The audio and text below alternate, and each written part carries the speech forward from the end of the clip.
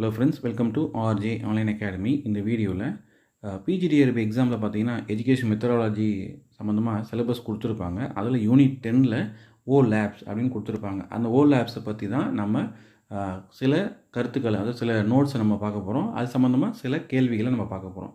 So முதலாவதாக ஓ labs அப்படின்னு சொல்கிறது என்ன அப்படின்னா, ஆன்லைன் ஆய்வகங்கள் அப்படின்னு சொல்கிறாங்க.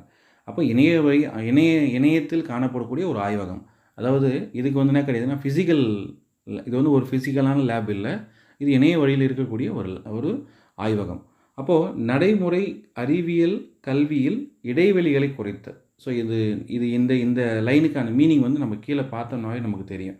கீழே கொடுத்துருக்கக்கூடிய அந்த கருத்துக்களை நம்ம புரிஞ்சுக்கிட்டோம்னா இதுக்கான அர்த்தன்றது நமக்கு புரியும். ஸோ அடுத்தடுத்த பாயிண்ட்ஸை அதை பார்ப்போம். இந்த ஓ லேப்ஸ் அப்படின்றது யாருக்கானதுன்னு பார்த்தோன்னா 9ஆவதுலேருந்து 12ஆம் வகுப்பு மாணவர்களுக்கு இயற்பியல், வேதியியல் மற்றும் உயிரியல் உருவகப்படுத்துதல் அடிப்படையிலான சோதனைகள், இதுதான் முக்கியம். இந்த வார்த்தைகள் ரொம்ப முக்கியம்.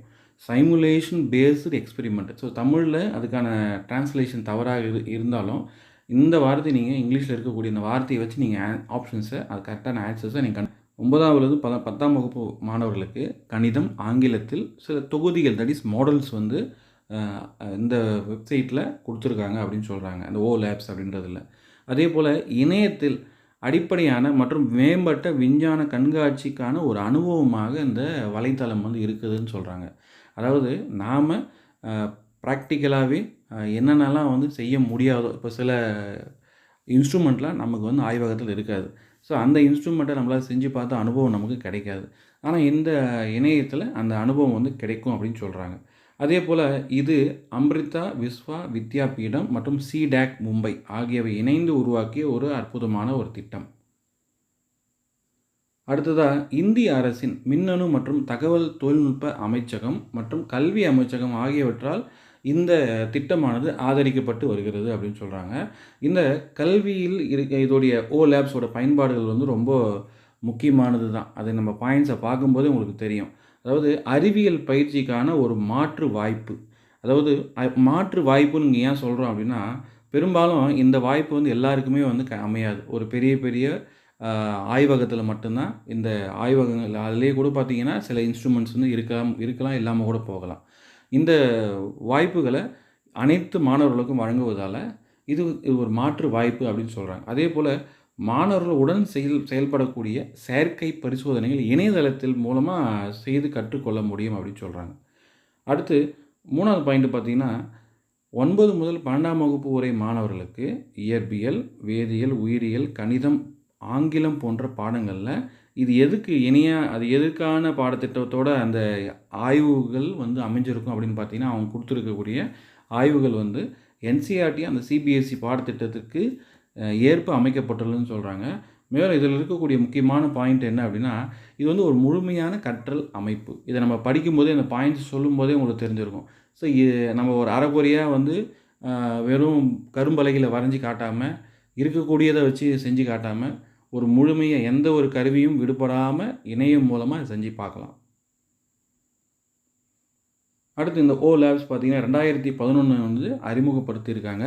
இது வரைக்கும் 2022 வரைக்கும் 4 லட்சம் மாணவர்களும் 8000 பள்ளிகள் வந்து இந்த இணையத்தை வந்து பயன்படுத்தி வராங்க. 28,000 ஆசிரியர்கள் பயன்படுத்தி உள்ளான்னு சொல்கிறாங்க. மேலும் இது அனைத்து மாணவர்களுக்கும் இலவசமாக கிடைக்கிறது.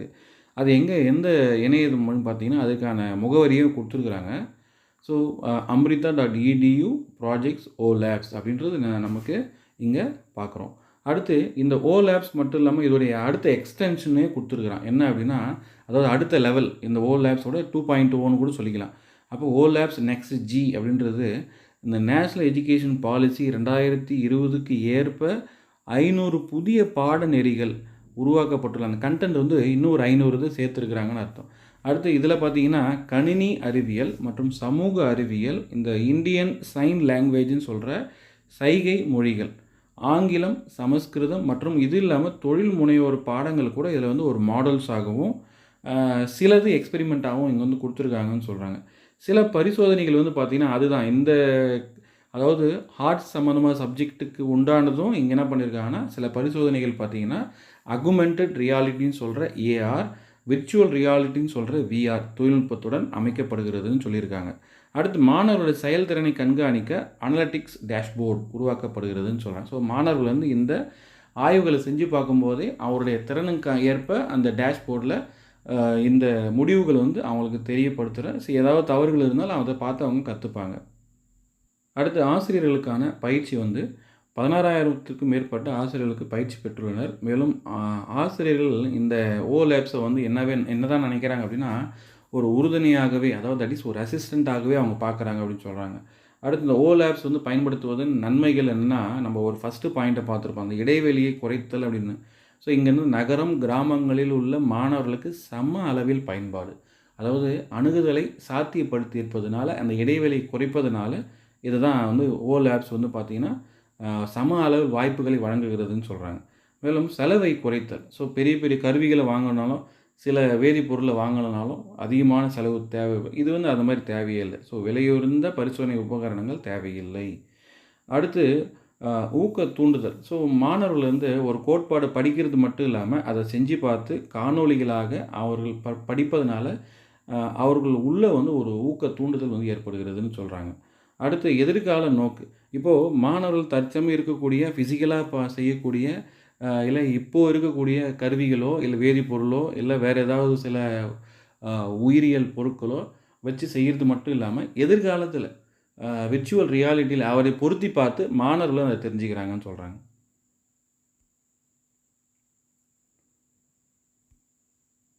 ஸோ இப்போ நம்ம பார்த்த அந்த கருத்துக்களை பேஸ் பண்ணி நம்ம சில கேள்விகளை சுருக்கமாக சில ஒரு 10 கேள்விகளை பார்க்க போகிறோம்.